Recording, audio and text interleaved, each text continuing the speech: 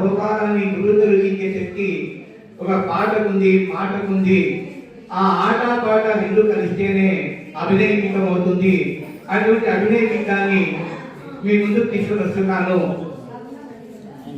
ఈ video record చేస్తున్నారు కాబట్టి ఆ వీడియో రికార్డ్ యూట్యూబ్ లో పెడుతుంది సార్. ఆ వీడియో తీసుకున్నప్పుడు కొద్దిగా మన టీచర్స్ పక్కన కూడా చెప్పితే ఎవరు పాల్గొన్నారనే కూడా కనబడుతుంది. కాబట్టి జస్ట్ ఒక సమ్ సెకండ్స్ అట్లా కవర్ చేయండి.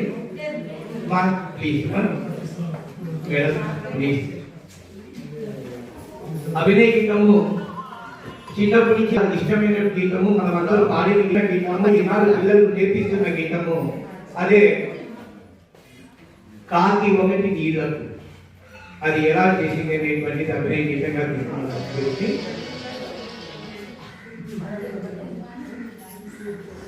కాకి ఒకటి నీళ్లకు కావు కావు నరికెను, కాకి ఒకటి నీళ్లకు కావు కావు నరికెను, ఎగినదులకనందున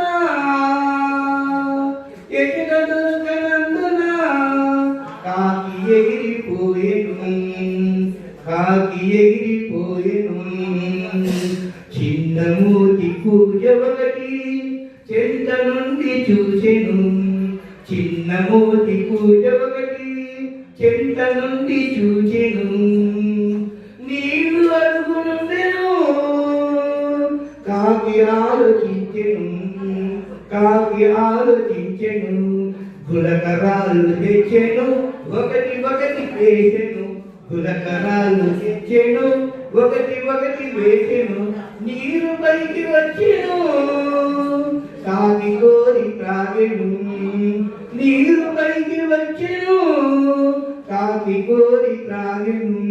కడుపు నిండా త్రాగెను, హాయిగాను ఎగిరెను, కాకి ఎగిరిపోయెను, హాయిగాను తిరిగెను, హాయిగాను తిరిగెను, హాయిగాను తిరిగెను.